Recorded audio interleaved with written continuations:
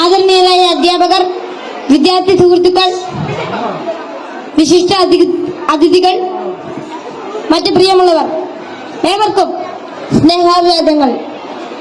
മാനവ ചരിത്രത്തിൽ ഇന്നുവരെ നേരിട്ടിട്ടുള്ള എല്ലാ ദുരന്തങ്ങളെക്കാളും ഭയാനകവും പ്രകൃതിശേഷിയേറിയതും നാശകരവും പ്രത്യാഘാതം ദീർഘകാലത്തേക്ക് നിലനിൽക്കുന്നതുമായ ഒരു മഹാവിപത്താണ് ലഹരിയുടെ ഉപയോഗം.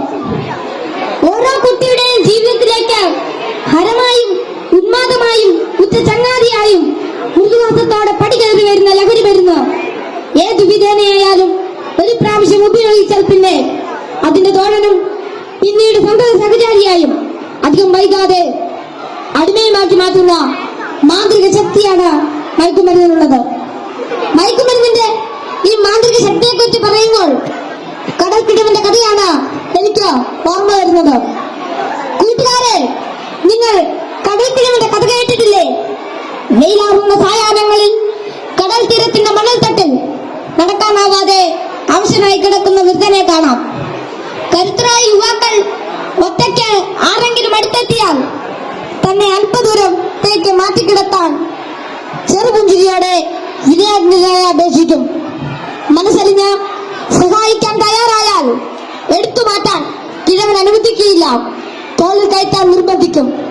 തോളിൽ കയറിയാൽ കിഴവന്റെ തനി സ്വഭാവം പുറത്തു വരും. തന്നെ വഹിച്ചവൻ കുഴഞ്ഞു വീണ് മരിക്കുന്നത് വരെ തോളിൽ തന്നെ ഇരിക്കും. നന്നേ ഭാരമുള്ള കിഴവനെ ചുമന്ന യുവാവ് മരിച്ചു എന്ന് ബോധ്യമായാൽ ഇറങ്ങി അല്പമകലെ മാറിക്കിടക്കും, അടുത്ത ഇരയെയും കാത്ത്. ഇതുപോലെയാണ് ലഹരിയുടെ ഉപയോഗവും. ഒരു പ്രാവശ്യം രുചിച്ചു നോക്കിയാൽ പിന്നെ രക്ഷപ്പെടൽ അസാധ്യം എന്നല്ല, എന്നാലും വലിയ പ്രയാസം തന്നെ. മയക്കുമരുന്ന് ഉപയോഗിച്ചിറങ്ങാൻ പ്രേരകമാകുന്ന ഘടകങ്ങൾ പലർക്കും പലതാണെങ്കിലും പരിണിതഫലം എല്ലാവരിലും ഏതാണ്ട് ഒന്ന് തന്നെയാണെന്ന് പറയാം. ഉപയോഗിച്ച് തുടങ്ങുമ്പോഴുള്ള രസവും കൗതുകവുമെല്ലാം മാനസിക സംഘർഷങ്ങൾക്കും ശാരീരിക പ്രശ്നങ്ങൾക്കും വഴിമാറും. പിന്നീട് ഇതില്ലാതെ ജീവിക്കാൻ കഴിയില്ലെന്ന സ്ഥിതി വരുന്നു. ലഹരിക്കാംശമായ പണം കണ്ടെത്തുന്നത് പ്രയാസമായി തീരും. അപ്പോൾ അതിനായി കുറുക്കുവഴികൾ തേടുന്നു. അങ്ങനെ അധാർമിക ജീവിതത്തിനും കുറ്റകൃത്യങ്ങൾക്കും പ്രേരിപ്പിക്കപ്പെടുകയും കുടുംബത്തിനും സമൂഹത്തിനും നിയമപാലകർക്കും തലവേദനയായി മാറുന്നു. ഇതിന്റെ എല്ലാം ബാക്കി പത്രം എന്ന് പറയുന്നത് നിരാശ, ഏകാന്തത, മാനസിക പിരിമുറുക്കം, ശാരീരിക പ്രശ്നങ്ങൾ, മാനസിക വിഭ്രാന്തി എന്നിവയാണ്. ഈ പ്രശ്നങ്ങൾ ഇവരെ നിഷ്ക്രിയരും നിർജീവനുമാക്കി തീർക്കുന്നു. അങ്ങനെ കുടുംബത്തിന്റെയും സമൂഹത്തിന്റെയും നട്ടല്ലാകേണ്ട ഇവർ വീടിനും വീട്ടുകാർക്കും നാടിനും തന്നെ ബാധ്യതയായി തീരുന്നു. ലഹരി ഒരു മഹാവിപത്താണ്, സമൂഹത്തെ കാർന്നു നിന്ന മഹാവ്യാധി. ഇത് ബാധിക്കുന്നതാകട്ടെ നാടിന്റെ സമ്പത്തും രാഷ്ട്രത്തിന്റെ അടിത്തറയും നട്ടലുമായ കൗമാരത്തെയും യൗവനത്തെയും. കുപ്പിയിൽ നിന്ന് തുറന്നുവിട്ട ഭൂതം പോലെ നമ്മെ ഒന്നോടെ വിഴുങ്ങുവാൻ വായ് പിളർന്ന് അലറിയാർപ്പെടുക്കുന്ന ഈ ദുർഭൂതത്തെ നമുക്ക് ഒറ്റക്കെട്ടായി നേരിടാം. ലഹരി എന്ന മഹാവിപത്തിനെതിരെ സന്ധിയില്ലാ സമരത്തിനായി നമുക്ക് അണിചേരാം. മയക്കുമരുന്നിന്റെ ഉപയോഗത്തിനും വിതരണത്തിനും വ്യാപനത്തിനുമെതിരെ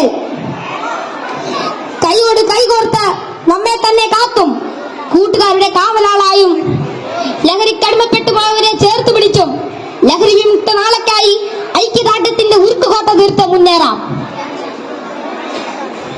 ഉറച്ച തീരുമാനവും വ്യക്തമായ കർമ്മപദ്ധതികളും കൃത്യമായ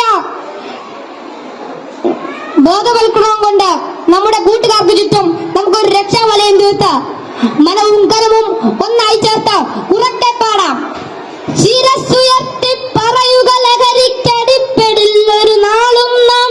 ശിരസ്സുയർത്തി പറയുക ലഹരിക്കടിപ്പെടില്ലൊരു നാളും നാം. വരം കണക്കെ കിട്ടിയ ജീവിതം എറിഞ്ഞുടയ്ക്കുകയില്ല നാം. വരം കണക്കെ കിട്ടിയ ജീവിതം എറിഞ്ഞുടയ്ക്കുകയില്ല നാം. ശിരസ്സുയർത്തി ശിരസ്സുയർത്തി ശിരസ്സുയർത്തി പറയുക ലഹരിക്കടിപ്പെടില്ലൊരു നാളും നാം.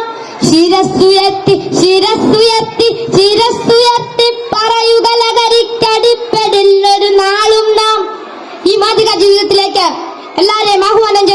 നീട്ടുന്നു. നന്ദി, നമസ്കാരം. Thank you all.